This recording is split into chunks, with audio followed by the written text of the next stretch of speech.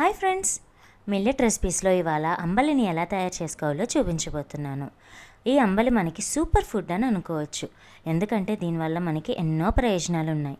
అవన్నీ తెలుసుకుంటూ అంబలి ఎలా తయారు చేయాలో చూసేద్దాం పదండి.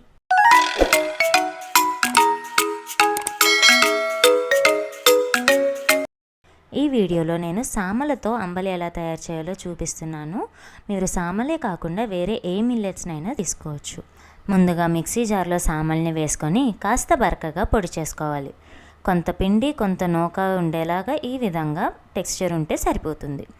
ఇలా వచ్చే వరకు మిక్సీ పట్టుకొని ఈ పొడిని మనం డబ్బాలోకి తీసి పెట్టుకుంటాం. ఇప్పుడు మనం జావికి సరిపడంత నూకని తీసుకొని బాగా కడిగి శుభ్రం చేసుకొని మంచినీళ్ళలో నానబెట్టుకోవాలి. ఇక్కడ నేను 1 గ్లాసు రవ్వ తీసుకున్నానండి.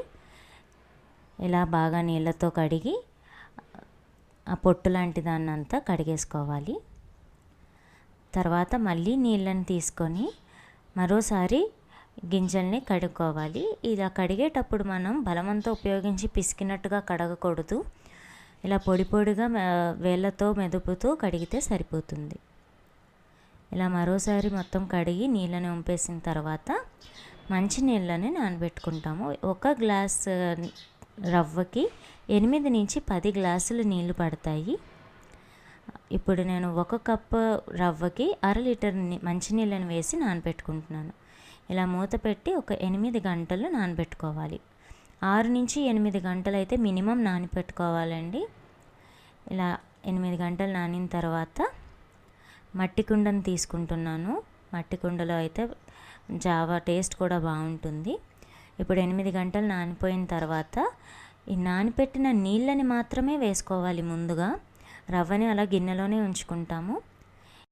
మనం పట్టిన నూకంతా కూడా కొంచెం పిండి కొంచెం రవ్వగా ఉంటుంది కదా, ముందే మొత్తం వేసేస్తే ఉండకట్టేస్తుంది. అందుకోసమని ముందు నీళ్లు మరిగిన తర్వాతనే మనం నూకల్ని తర్వాత ఆ వేడి నీళ్ళల్లో వేసుకొని మీడియం ఫ్లేమ్లో నెమ్మదిగా కలుపుతూ ఉడికించుకోవాలి. అంబలి వండేటప్పుడు ఉప్పు వేయకూడదు, మొత్తం చల్లారిన తర్వాతనే ఉప్పు వేసుకోవాలి. ఇలా కాస్త ఉడికొచ్చిన తర్వాత మూత పెట్టి ఒక 10 నిమిషాలు ఉడికించుకోవాలి.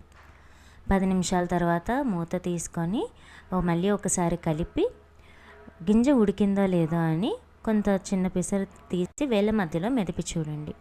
ఈ మెతుకు బాగా మెదిగిపోయి మెత్తగా అయిపోతుంది. అప్పుడు మనం స్టవ్ ఆఫ్ చేసుకోవాలి. మళ్ళీ మూత పెట్టి 8 గంటలు పులవనివ్వాలి. ఇది నెక్స్ట్ డే మార్నింగ్ అండి. 8 గంటల తర్వాత 8 నుంచి 10 గంటలు అయ్యి ఉండొచ్చు. చూసారా, బాగా పులిసిపోయి మొత్తం ఎక్స్ట్రా వాటర్ అంతా కూడా మీగడ కట్టేసినట్టుగా ఎంత చక్కగా పులిసిందో.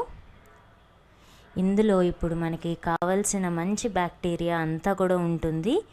అండ్ ఇప్పుడు ఇది బ్రేక్ఫాస్ట్గా తీసుకుంటే కడుపులో చల్లగా ఉండి రోజంతా ఎనర్జెటిక్గా అనిపిస్తుంది. అంతేకాకుండా మన బాడీకి అవసరమైన విటమిన్ B12 కూడా ఇంప్రూవ్ అవుతుంది. ఇందులో నేను కాస్త ఉప్పు అలాగే మజ్జిగను కూడా వేసుకుంటున్నాను. మీరు మజ్జిగ వేసుకోకపోయినా కూడా మీ ఇష్టం. ఇప్పుడు ఇందులో సన్నగా తరిగిన ఉల్లిపాయ ముక్కలు అలాగే పచ్చిమిరపకాయ చిలుకల్ని వేసుకుంటున్నాను. మేమైతే ఇందులో లేత పచ్చిమిరపకాయలు వాడడం వల్ల వీటిని నంచుకొని తినేయచ్చు. ఒకవేళ కారంగా ఉండేటట్టయితే తీసేసి తినేయండి. కాకపోతే ఒక్క ముఖ్యమైన విషయం ఏంటంటే అంబలి ఉడికించిన తర్వాత దాన్ని మళ్ళీ వేడి చేయకూడదు. సరేనా అండి? అంతే అండి, కమ్మగా మిల్లెట్స్ అంబలి రెడీ అయిపోయింది. దీన్ని చిన్నపిల్లలు పెద్దవాళ్ళు ఎవరైనా తీసుకోవచ్చు. వారానికి కనీసం 3 నుంచి 4 సార్లు ఈ అంబలిని బ్రేక్ఫాస్ట్గా తీసుకుంటే మన హెల్త్లోని డెవలప్మెంట్ అండ్ ఇంప్రూవ్మెంట్ని మనమే గమనించుకోవచ్చు. డయాబెటీస్, హైపర్ టెన్షన్ లాంటివి తగ్గుతాయి. డైజెషన్ ఇంప్రూవ్ అవుతుంది. గట్ బ్యాక్టీరియా పెరగడం వల్ల ఇమ్యూనిటీ కూడా పెరుగుతుంది. ఇలా ఎన్నో ఉపయోగాలు ఉన్నాయి. ఈ వీడియో మీ అందరికీ నచ్చిందని అనుకుంటున్నాను. తప్పకుండా ట్రై చేసి మీకు ఎలా అనిపించిందో కామెంట్ చేసి చెప్పండి.